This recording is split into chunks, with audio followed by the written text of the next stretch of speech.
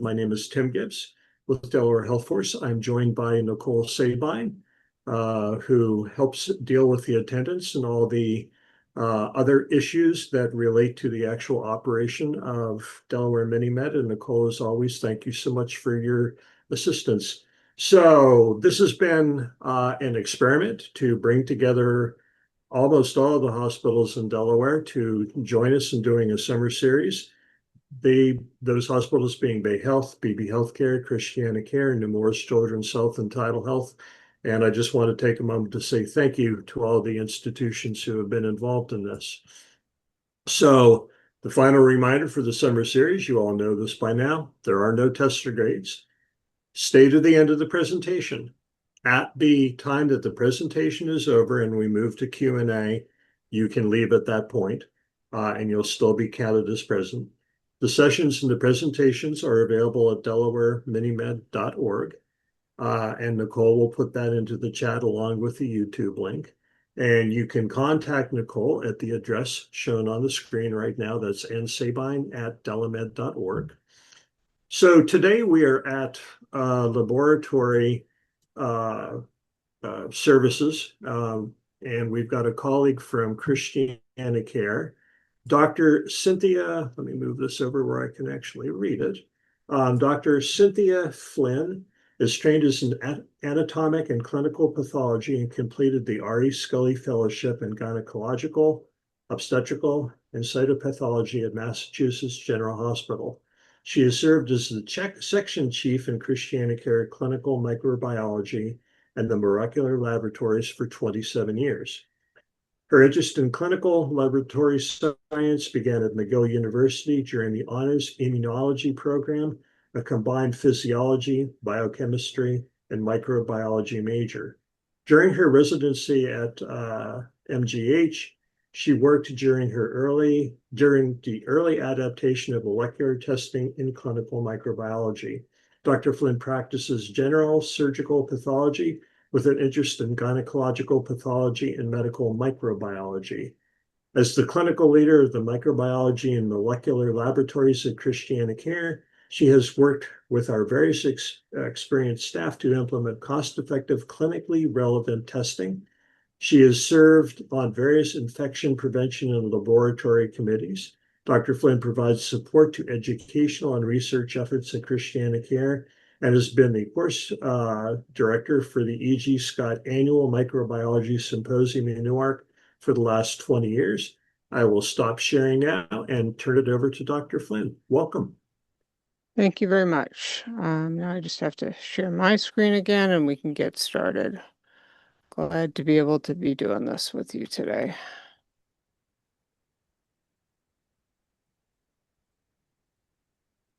All righty. Perfect. Great. Okay, so I won't go over this too much because you just had the introduction, but I am a pathologist, and I diagnose cancer and infectious disease as well as other benign conditions.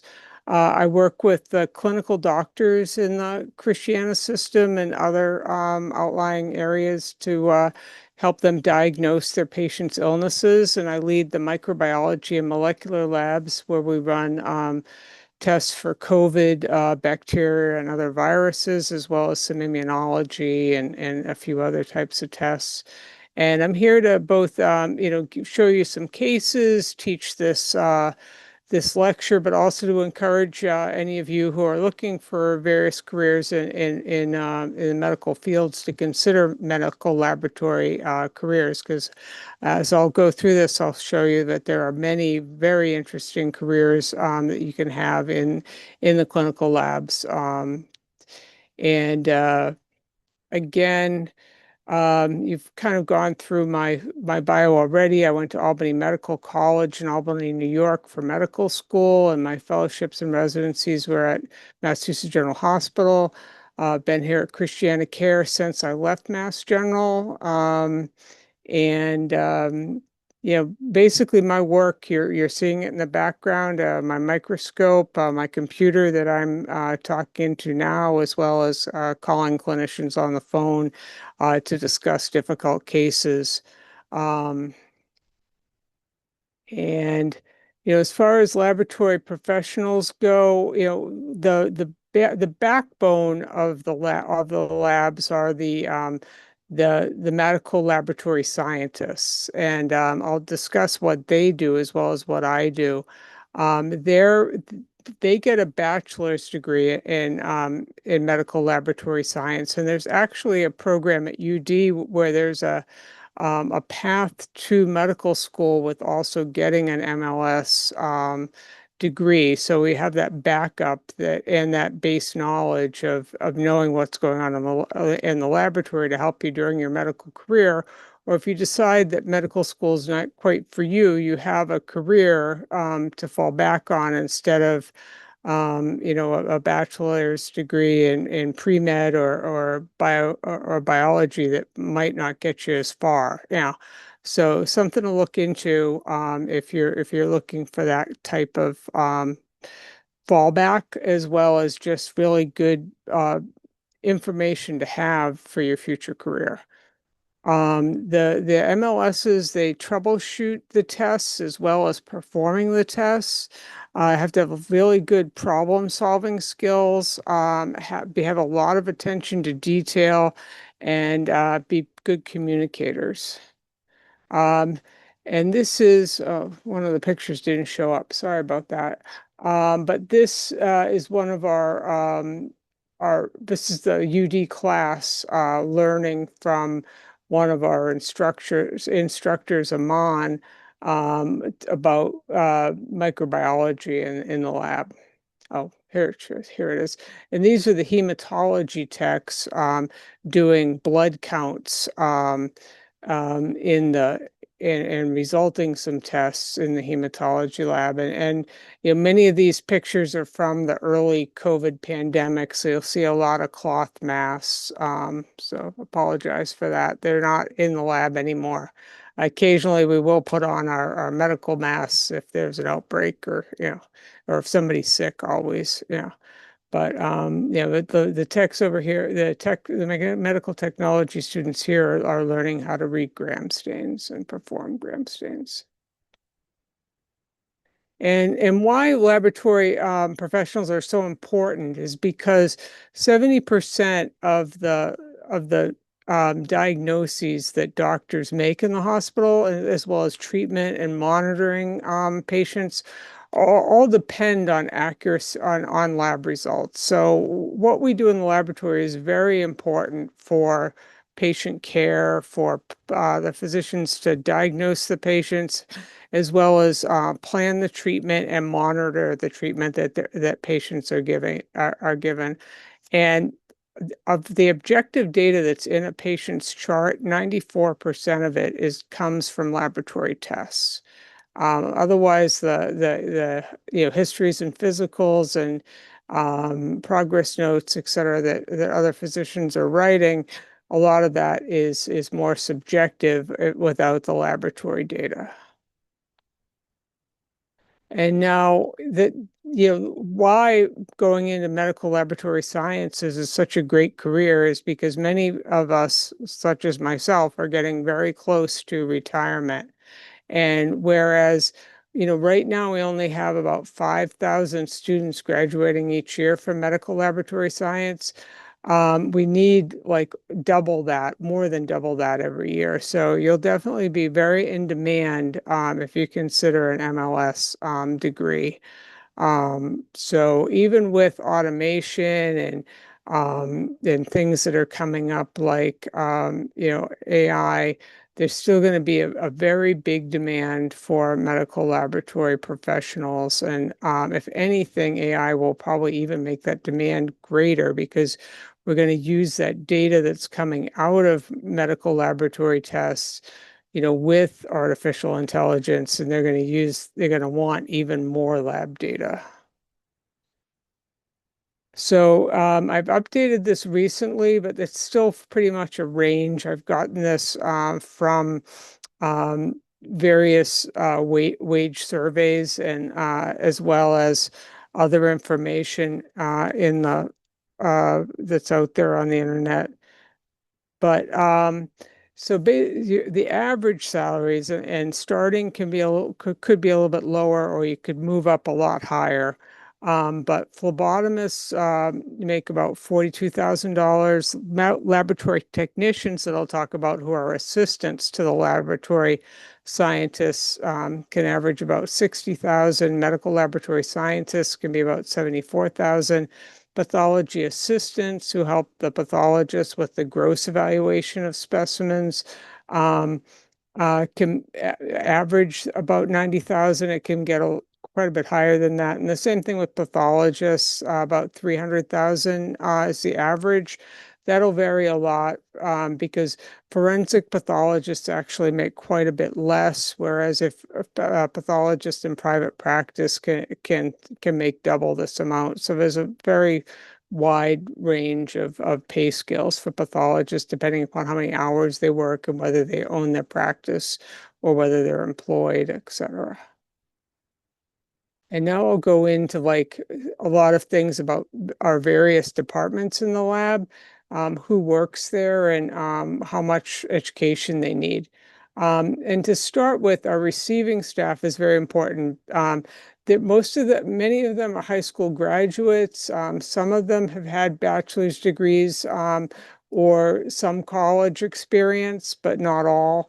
Um, and they will have some clinical experience or college courses in the high school in the healthcare field. They have to be good in clerical methods and in typing into the computer, and with office equipment and machines, and be able to understand what the terminology of some of our test names are, and be able to verbally communicate with doctors or nurses who are asking about tests, be courteous and efficient in handling everything, and follow the various procedures that we have in the lab. And this is some of our great receiving staff. We have these pneumatic tubes throughout the hospital system that are in all of the nurses' stations, as well as the the EDs and women's and children's throughout our huge hospital system, both going sideways as well as up and down. These tubes go throughout the hospital and bring specimens such as the blood tubes that were drawn, or urine culture samples, etc., into this general receiving area, and then they put them in the computer and get them to the right areas of the laboratory. Um, and they're an essential part of our system. And then, it starts with the phlebotomists. If you've ever had your blood drawn for a test, you've met one. They are, our frontline people, that most people who know anything about our laboratory, they're the people that they've met. They definitely are the face of the lab. And they collect the blood samples from patients' veins, and they have to be good at talking to the patients, keeping them calm and distracted, need to have precise, accurate skills, be able to deal with working with a needle safely. And it's a great program that you can do after high school with a relatively short certificate program at a lot of the various technical community colleges. You can really start your career at the hospital at that level, getting good benefits, and a decent salary, and kind of move your way up from there. And it's a great, we even have one of my partner's children got her phlebotomy training to have that background, to be able to work part-time in that, and then get exposed to the hospital as a plan to then future go on to medical school. So it's a great baseline skill to have, or a great long-term career. And this is just some of our phlebotomists in the hospital. They'll carry their supplies with them, and make sure that they can label all the tubes correctly, etc. And then the other places besides hospitals that phlebotomists work, obviously, are the big lab companies like LabCorp or Quest have their draw sites. If you've given blood at the blood bank, you know, but they have a lot of people that are drawing blood there. There's just a lot of different opportunities to work in phlebotomy, not just in the hospital setting. Another entry level career is a histotechnologist. They are the ones who cut the slides, also in process the tissue for us in pathology. It's a very big part of what we do in pathology, and we really depend on their work. They prepare this tiny microscopic tissue for examination by the pathologist. And it's a very manual process. It's kind of more of almost an art and a science. Dell Tech has a histotechnology training program, and we're part of the education for that. They come to our hospital to be trained, and then go out to the other various hospitals and some outside laboratories to work for their careers. And you know, so this is what the histotechnology workflow looks like, where they've got this paraffin wax, and they have this paraffin wax situation, and they cut slides with this microtome, and they float it on a water bath and then pick it up with a glass slide. So excuse me for just 1 minute. Sorry, I'm giving a lecture. Can you call back after 1? Okay, bye. All right, sorry about that. Like I said, we work with the telephone quite a bit. And so this, you know, these technicians and technologists are very important to our workflow. And we also do, they also stay in the immunohistochemistry slides.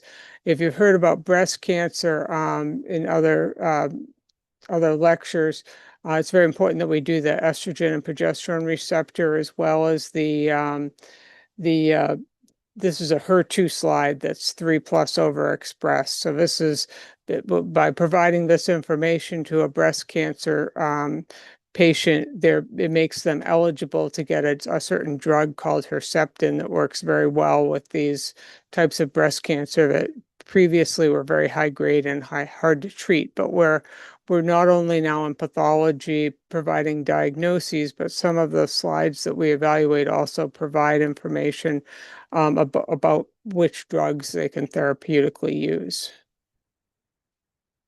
And getting back to what we call the clinical pathology laboratory, the laboratory is basically broken up into anatomic pathology, which is the surgical pathology, and autopsy pathology and cytopathology, and the clinical pathology, which is the microbiology, hematology, and other labs that I'll be talking about. So the medical laboratory technicians are the helpers to the medical laboratory scientists that I mentioned before. They do a lot of hands-on work and conduct some of the less complicated tests that influence the doctor's treatment decisions. And it's an associate's degree, where the salaries are about $40,000 to maybe $50,000. So it's a good it's a good situation if you're not in a position to get the full 4-year degree right away, or if you're not interested in quite doing the whole 4-year degree. And so, and after that, the next level is the medical laboratory scientists, who do the more complex tests. They do a lot of problem solving. And they study a wide variety of patients' specimens to help doctors diagnose disease. They a vital part of emergency medicine. We turn the tests around for the emergency department as quickly as possible. In the chemistry lab, they do important things like the troponin tests now, which really help diagnose heart attacks, myocardial infarctions very quickly. and make the treatment of heart disease much better than it had been just a few years ago before that type of testing. And these these particular people in the laboratory need a bachelor's degree in medical laboratory science, and other people, and some of them that become supervisors or technical specialists will get master's degrees. And this is our members of our team in the microbiology lab. Behind them and in this corner is our first COVID PCR test. So very early in the COVID pandemic, we actually didn't have any in-house testing for COVID, and it was very tough. We had to design our own tests for a while in the molecular lab and send it through the FDA.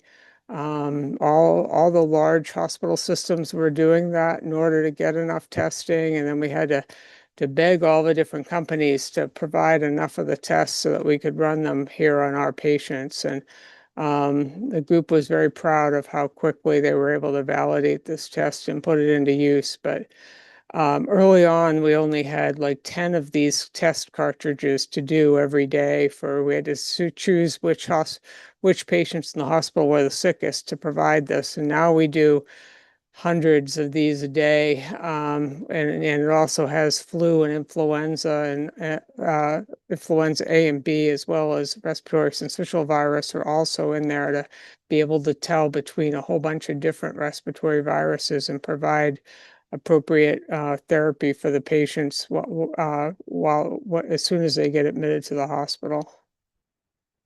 Other areas of the laboratory are the blood bank. This blood bank tech and all these different incubators back here are keeping the blood specimens blood products at appropriate temperatures in order to get have the right blood products sent to a person.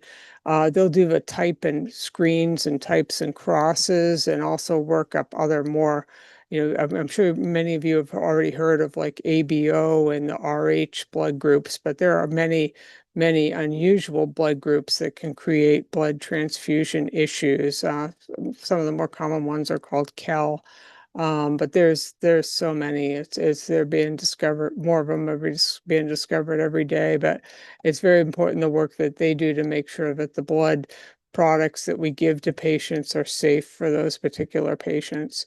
And this tech here is starting a molecular procedure. We do a lot of molecular testing in the micro lab that can easily be put on machines. So the ones that are done in the more dedicated molecular lab require more pipetting and just kind of are more complicated than what's done in the molecular lab, in the micro lab rather. So the next kind of level of people in the lab are the cytotechnologists. This is becoming more rare to find people with these degrees. We're actually having trouble at Christiana, but to get fully staffed in cytotechnology, there used to be a much more common career path when pap smears were done every year on women. And now the guidelines are more like every 3 or 5 years, and there's a lot of HPV testing that's being done to rather than pap smears, and also the HPV vaccine has cut down on cervical cancer even more than pap testing did. So even though there's a lot more to cytotechnology than just reading pap smears, it's really cut back on the number of training programs, but it's a really interesting career. I remember when my mom, who was a middle school teacher, found out about it. She's like, "Why didn't I know about this? It would have been so much more like easy than teaching middle school." But anyway, so the cytotechnologists work a lot like the pathologists do, where they're examining cells under the microscope to help diagnose cancer, infections, or other diseases. And this is one of our cytotechnologists. You see they have a nice private space to themselves. They can decorate as they wish, and they're there with their microscope and a quiet environment, examining cells for cancers or in pap smears, it's mostly precancers. And then they alert pathologists who are specially trained in cytopathology, which is reading just cells either smeared on a slide rather than like routine pathology is more sections of whole tissues that have come out of a person rather than either scraped or aspirated cells. And the cytotechnologists, their training is such that they can report out the negative pap smears all by themselves. It doesn't have to be doesn't have to be, all of them don't have to be reviewed by pathologists. And they also assist the pathologist in collecting fine needle aspirations and other procedures. So it's a really interesting career. And I'm not sure where the cytotechnology programs are in this area, but there still are quite a bit of them. They are bachelor's degrees or master's degrees after getting some type of bachelor's degree in science, but there's definitely a big demand for cytotechnology. Pathology assistants is also a huge growing field. They do the dissection of the specimens that come into pathology. And this is a lot of what they do is what I did as a resident or a fellow. And they'll also, in programs that are academic where there are pathology residents or fellows, they also will still do um, a fair amount of the work because nowadays there's so much work being done in most pathology departments that it's too much for the residents and the fellows to keep up with and still learn all they need to learn to become pathologists, as well as writing papers and presenting at conferences and things like that. So the pathology assistants are the hands of the pathologists and really do a lot of the work that used to be kind of the grunt work of the pathology residents. And it's a very interesting field. This is one of our PAs who's dissecting lymph nodes from fat. So when we stage different types of cancers, it's really important for whether there's cancer in the lymph nodes. And the tissues that we get from the surgeons will contain all the fat and vessels and lots of other parts of the tissue. And if we don't, we need to remove all those tissues that aren't the lymph nodes, put them in these plastic cassettes, and then they will fix in formalin, which is a chemical that makes them hard and keeps it basically from rotting. And it goes through a bunch of chemicals to take out the water in the tissue, and so that it can be made to the paraffin and the wax that we embed it with can infuse into the tissue and make it so that we can cut thin sections. And this whole process takes a while. It's overnight fixation and processing, so nothing is quite instantaneous that comes into pathology, except for we do some things called frozen sections at the time of the patients being in the OR. And that we, instead of putting the tissues in wax, we put them in a jelly that can be frozen, and we can cut slides right away. And within a half an hour, tell the surgeon whether something's cancer or not cancer, or whether the cancer is at a margin or not, so that they can decide whether they need to take more tissue. There's some benign things we do for them too. Another interesting part of the laboratory are clinical scientists who have their PhDs, and they will provide some expertise beyond what we get in general pathology residencies, as well as just allow us as pathologists to focus more on the diagnostic work we do while they can provide more detailed information to the clinical labs. The most common are are clinical chemists. There's a new doctorate of medical technology that's in Galveston, Texas. There's a program. I'm not sure if other places have added it, but it is the newest doctorate in medical laboratory science, where they take the kind of like all the they're basically their doctorate is in all the laboratories. Some people get doctorates in clinical microbiology, so they're microtechs who go on to that or go on right from college to that. Immunology doctorates will be part of running the serology laboratory, or toxicologists will also be is another lab medicine science that can be very useful in there.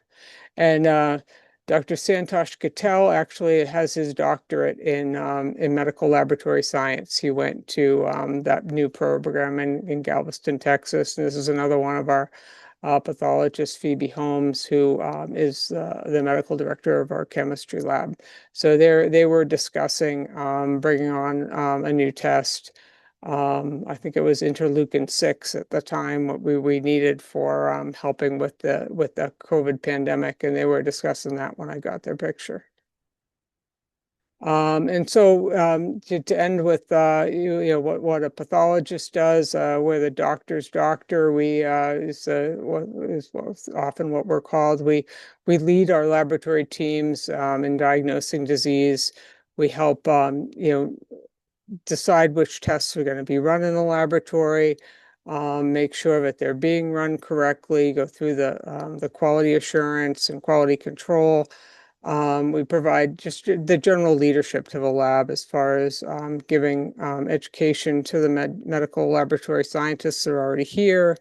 We start with our 4-year undergraduate degree. Most of us have science degrees, but I know some great pathologists who had you know, uh, art history degrees, etc. So you can get into medical school with plenty of different kinds of bachelor degree training. Then you get your 4-year medical school program, where it depends on nowadays medical schools changed somewhat from when I was there. We would have a first year of sciences where we did anatomy and histology, which is the basis of what we do in pathology, where you're learning what the normal tissues look like, as well as biochem, physiology, a bunch of other basic science building blocks to medical school. And then we would have pathology as a big second year course with a lab in pathology, et cetera. But I think nowadays many of the medical schools kind of put it all together, and you'll get a program about heart disease, which will include pathology, lab, and like also a cardiologist and a PharmD talking to you, et cetera. And then they'll go on to like other organ systems, et cetera. So it varies depending upon what type of how the medical school is teaching it, but they'll have some teaching of pathology, but the people that are teaching pathology to medical school students aren't always practicing pathologists. They may just be teachers of pathology. And so they might not, people in medical school don't necessarily get exposed to what a practicing pathologist does every day, unless they have a lot of interest in it, which I did for early on. But and so then in the match where other people are matching into internal medicine or surgery, et cetera, there is pathology you can be matched into too, and you can choose between anatomic pathology, clinical pathology, or both. And most of us do both, but some people just do one or the other. And then the residency programs themselves are anywhere from 3 to 4 years in time for pathologists, and then many of us do 1 to 2 years of fellowship afterwards. At the time, this was one of our newest pathologists, but and I think you had a lecture from Dr. Thomas Chow earlier, I heard. He's been a great addition to our team. And since then we've got 4 new pathologists since he's come. But he we work with our microscopes and our computers, and he has a teaching scope, which you can see that there he can show somebody who he's teaching the slides right from his microscope. And in the future, in many of the larger laboratories, the academic labs like Massachusetts General Hospital or Mayo Clinic, they've gone to what's called digital pathology. So instead of having these trays of slides to look at every day, their work will actually be on the computer, like the radiology work that you saw from the radiology lab, but where the radiology starts as a digital image, we have the problem where our work starts as a glass slide. So there's actually new equipment now that digitalizes these slides and makes them into digital images so that they can be either just filed or used for teaching, or actually make the diagnosis from the computer instead of the microscope. Our lab hasn't quite got there yet, but that's one of our next potential paths in the lab. And so we also depend quite a bit on computer scientists in the laboratory. They work with lab sections and the pathologists to help us um, basically do the backbone computer work to create our new tests. Or if we're changing a test somewhat, or if some type of new coding needs to get done, or we need to search for something. We used to have a whole big team of laboratory scientists, of computer scientists in the lab that helped us with all this computer work that we need to do all the time. But Christiana Care is going to um, a new laboratory information system called EPIC. And all of these people that worked with us in our prior lab system have gone to the EPIC team to be part of the build to build all of this new hospital information system and lab information system that the hospital is going to depend on, and it should be going live in next October. So it's been a challenge to lose them, but they are still working in the hospital, and they're working very hard right now. The other group of people in the hospital, not just laboratory administration, but just hospital administration in general, is a big field. And for most of these people have degrees in healthcare, a master's of either healthcare administration or a master's in business. For the laboratory, they'll get these masters after an MLS degree program. For hospital administration, some of them have gotten there are bachelor's degrees programs in hospital administration. I actually have a young cousin who got one from Providence College. So there are opportunities to go straight to the healthcare administration, or start as either a physician, medical lab scientist, et cetera, and then go into administration. They get more involved in the finance of the laboratory as well as supervising staff and interact with other departments in the hospital and hospital leadership on various committees, et cetera. And this is Abraham Joseph, who's our medical director of the molecular lab. And so I'll show you some examples of anatomic pathology of casework that we do here to give you an idea of, you've probably seen programs like CLSI and how forensic pathology works, at least how it works on television. And I got very interested in pathology that way. Quincy MD back in the 80s was like my favorite show. Might have even been late 70s, but I loved Jack Klugman. I loved that show, and it got me interested in pathology. And as I learned more, I became more interested in actually anatomic and clinical pathology than I was in forensics. But this is an example, and this has been formalin fixed, of what comes out when a patient has a colon cancer. So this is this mass here. This is what the normal colon is has these, what we call these mucosal folds. The mucosa looks glistening and it's normal, and then you get this mass lesion and it obstructs the flow. And also they bleed, which is why rectal bleeding is a important thing to have worked up. And these masses can also shed cells, which is why there are some tests in the laboratory that are fecal immunoassays that'll detect the tumor cells that are shed, that can be done with as a screening without having a colonoscopy. But the other screening, of course, is having a colonoscopy, in which a patient would have gone through a bowel prep, and then the colonoscope would have gone up and seen this and biopsied it and shown it to be a colon, potential colon cancer. So what the pathology assistant does is take that tissue, they cut it up into the slides that we look at. They dissect the lymph nodes out of the fat that is here at the sides there. They'll take that off, dissect out the lymph nodes, which can be hard to find.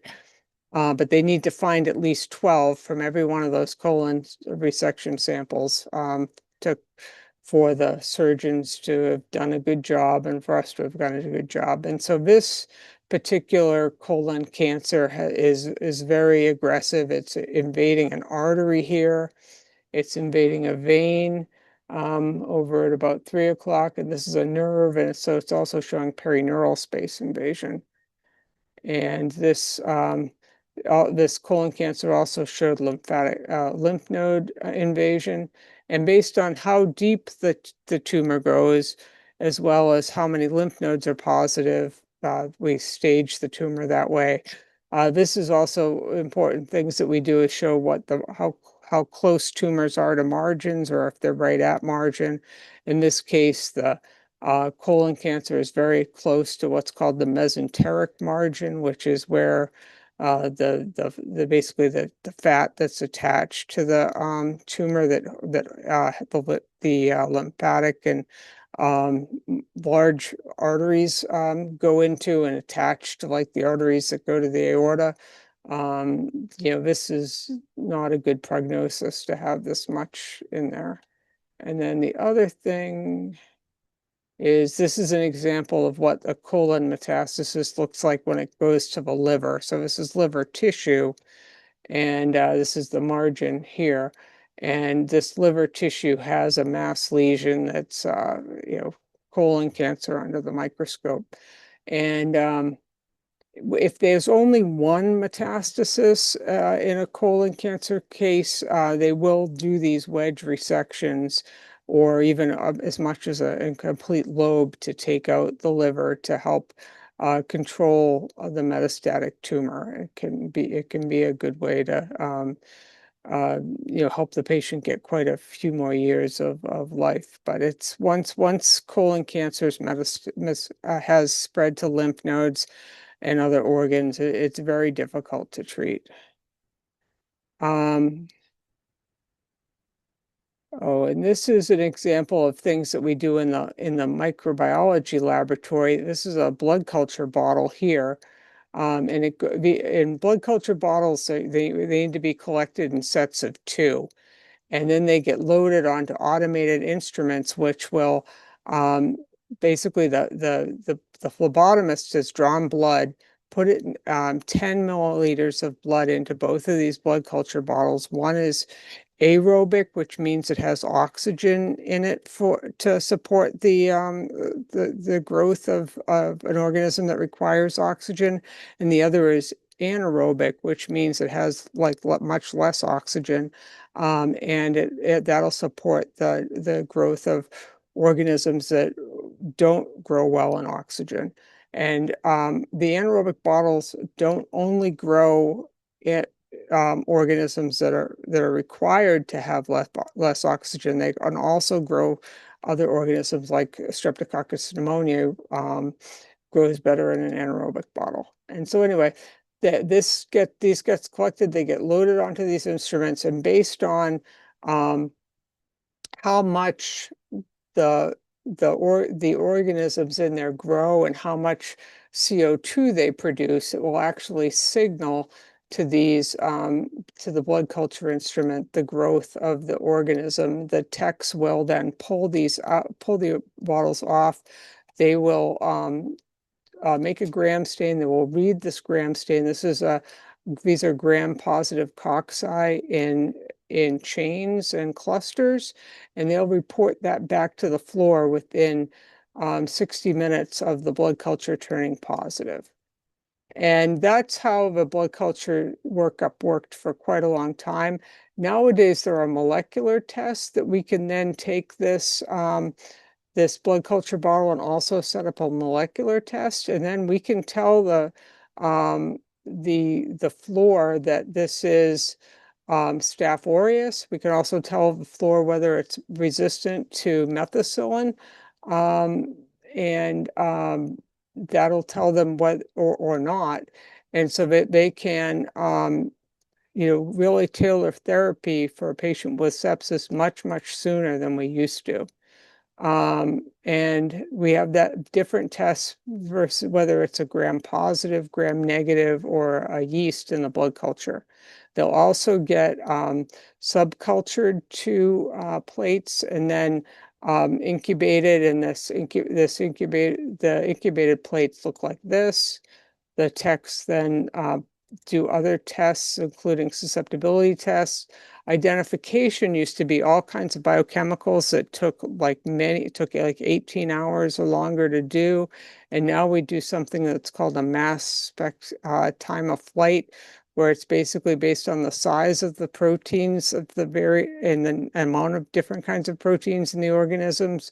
It can be identified by a computer, goes through a little ID, and then it can be very quickly identified.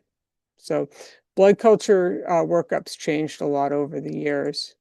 But this is going to be an example of a case where these are very hard to see. They're gram-negative rods, so rod-shaped. They're more they're going to be like very thin, linear kind of organisms, not the circular organisms I showed you before. These are gram stains of a blood culture, so that they're too. So there's a lot of red blood cells in the background. And so this blood culture in 3 or 4 bottles, it took a while. It wasn't as quick as the Staph aureus. It took 3 days of incubation.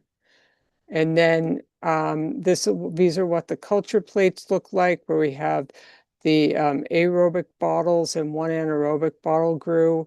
And usually gram-negative organisms grow on plates that are called McConkey plates.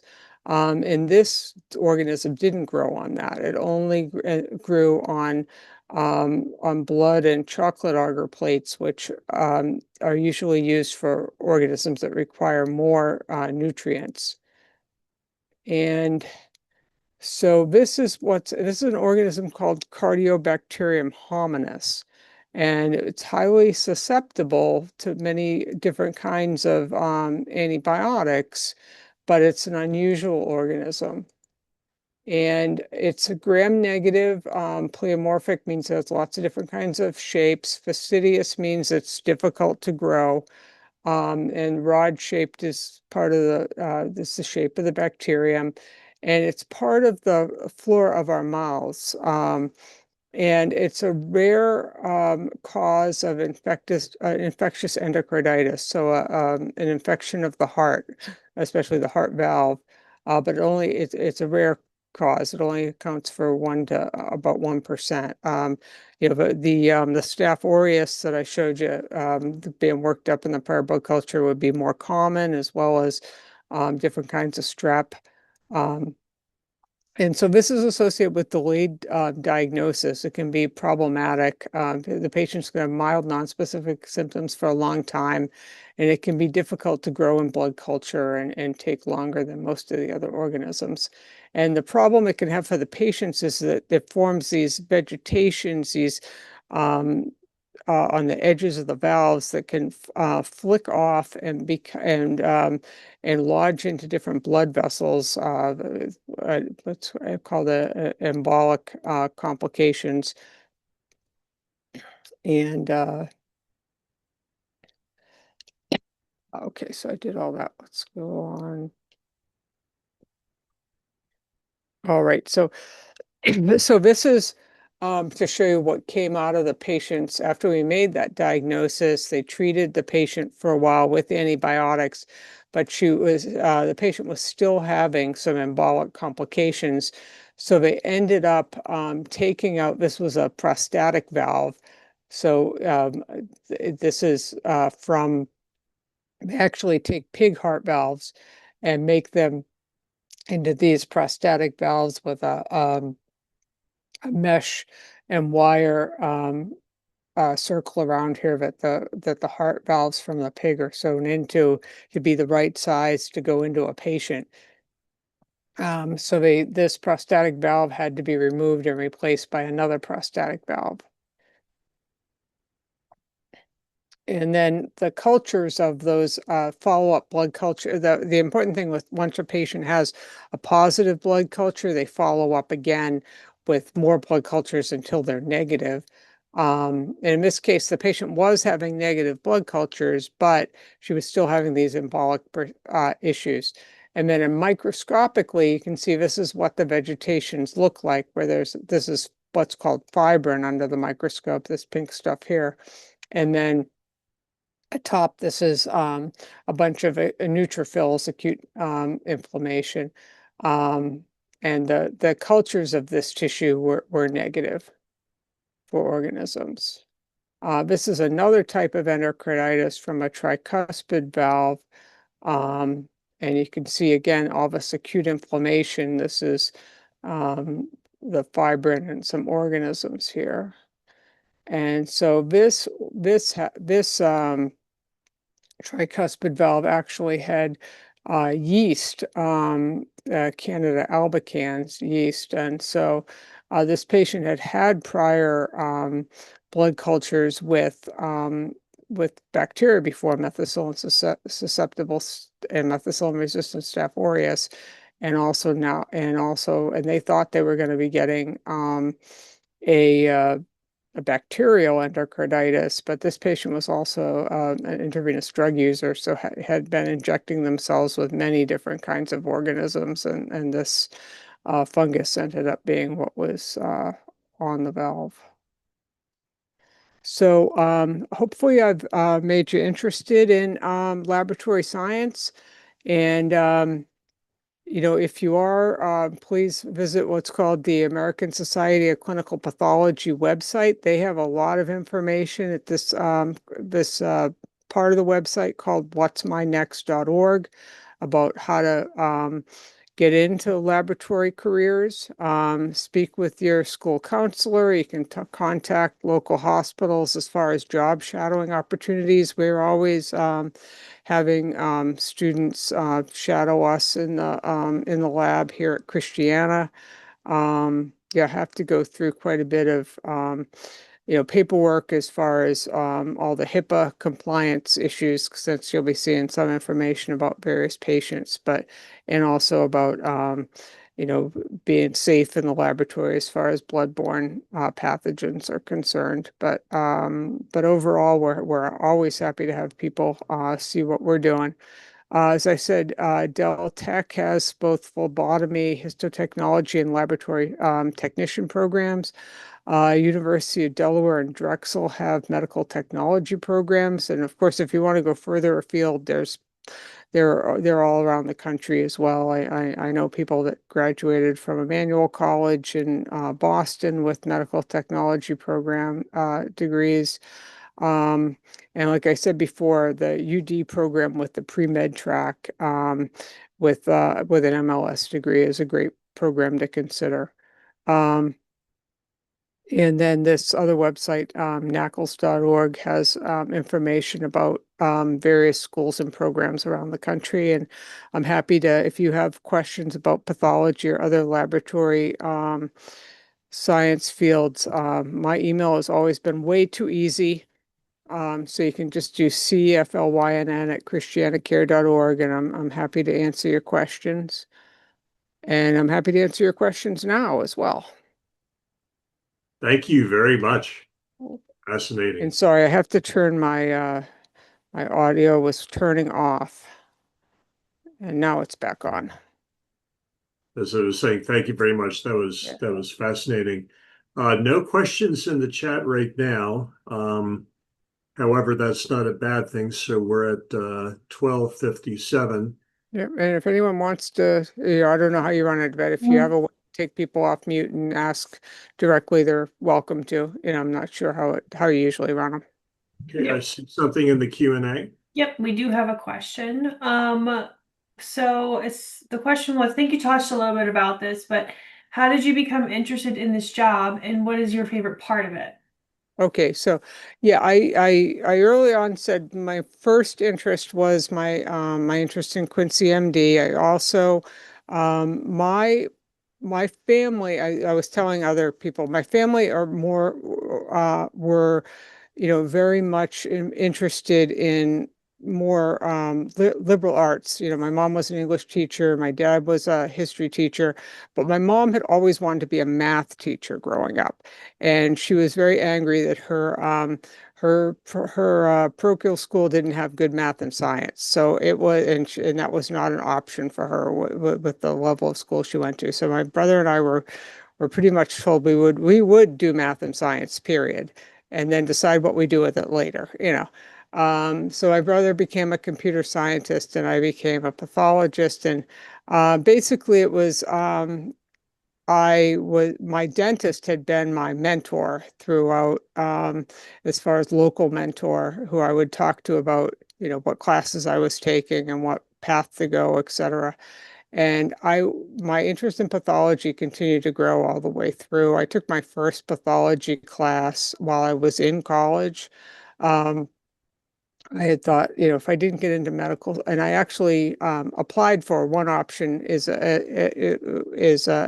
MD PhD, and I applied to a lot of MD PhD programs. I thought I would do more research than I do. But I really like the fact that with pathology, you have so many different kinds of options of how you do your career. You can be in academics, teaching and doing a lot of research, writing papers, um, and kind of moving the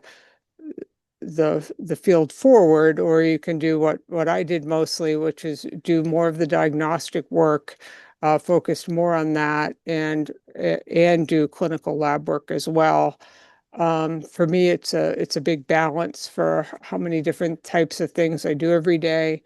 My time at the microscope, actually doing cases, I enjoy the most. But I also, during the COVID pandemic, I did things that I never thought I would do before, as far as be part of the volunteer force that did vaccines, actually submitting tests to the FDA, doing whatever we had to do to make the community safe. And then for shadowing or interning, is there any credentials they needed, or what is the age that they could start to do that at? I think we start with high school students. Usually they're like seniors in high school, maybe. I think we might have taken, I don't know if we always ask them like where they are in high school, but we have had a high school student shadow as well as college, med school. And even, and then we have rotations for various residents in the hospital will also join us for a few weeks to a month at a time. And we do training for the breast fellows as well as the oncology fellows now have to take training with us in pathology. So we have, it varies all the way, all kind of through all age grades, really. And then I guess, do you have time for a couple more Oh, questions? sure. Yep. Okay. So Wanika asked, if you could go back in time, is there anything you would change about your job? Probably not. I knew I wanted to do the clinical side of it. I mean, I've written a fair number of papers, but I don't enjoy being the first author. I think maybe if I worked harder, I would have done more academic pathology, but it's not it's not really where it's pulling teeth for me to write a paper. whereas many other people get a lot more out of it than I do. And it's funny because I was asked to give this talk. It was great. It was like one of the highlights of my career where I gave a talk at the big academic pathology meeting called USCAP, the U.S. and Canadian Society of Pathology. After COVID, infectious disease pathology we were getting our moment in the sun, kind of like when HIV hit. Those were the two times when infectious disease pathology was big, and we gave the big lecture called the long course. And so as a community pathologist, I never thought I don't even go to that meeting all the time. I didn't think I'd be asked to like speak at the big lecture, but I was asked to fill in for someone who didn't speak. And so I made this big lecture based on information from the CDC and other information and things I knew about my career about emerging antimicrobial resistance. But I'm not the world expert on emerging antimicrobial resistance to any means. But I still now get emails every day about like, will you write another paper or will you give this lecture, in Dubai or someplace else? And it's like, no, I won't. It's not what I do. Um, so what I really enjoy doing the clinical work and writing up the reports about, different about patients' breast cancers and colon cancers and whatever. And the cases that really kind of intersect with where my interest in infectious disease, I probably get the most out of when they think they have a lung cancer and it ends up being a strange infection that they didn't think about at all. Those are probably the most fun ones, although they do take a long time. And then we'll call this, I guess, our last question. Is there so for someone who's interested in, I guess, in forensic pathology, Mhm. is there any research or opportunities that would help them in preparing for that field? So in forensic pathology,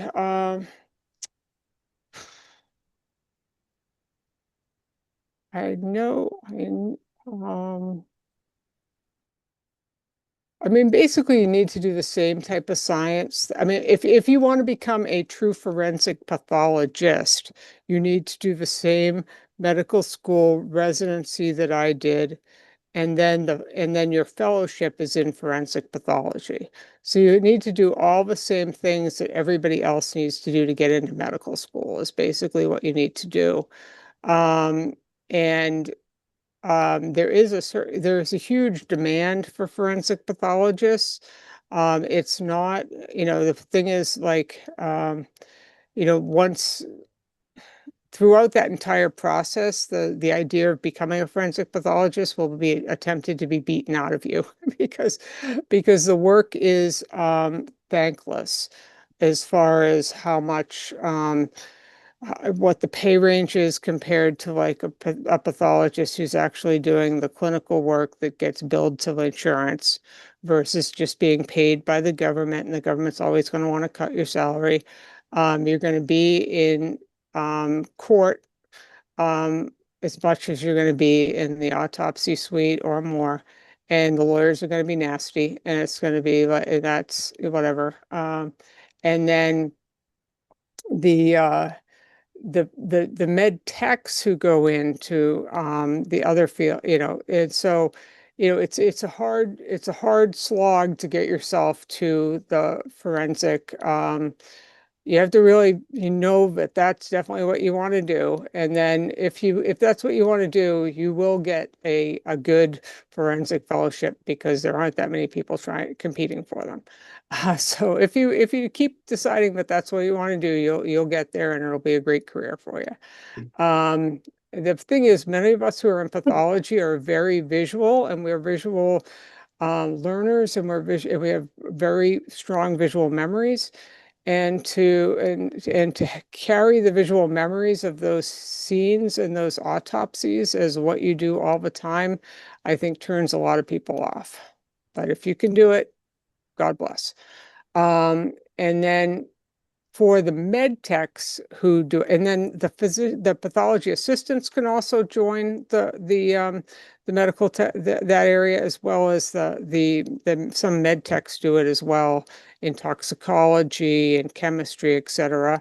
And there are there are master's degrees in forensic science, but I've had our med techs in the hospital who've done those degrees have found that they can't afford, like the pay cut that they would take to go into the forensic field, they're not willing to take once they've set their life up. All But right. yeah. Dr. Flynn, thank you very much for wrapping up the summer series. It was a great presentation. And just wanted to remind everybody to email Nicole Sabine and sabine@delamed.org with any housekeeping questions, attendance questions, making up a presentation. Our next mini-med series that goes back to the evening time slot starts on September the 10th. I hope everyone has a great rest of your summer. Thank you. Bye-bye. Thank you for your attention. It was great talking to you. Bye-bye.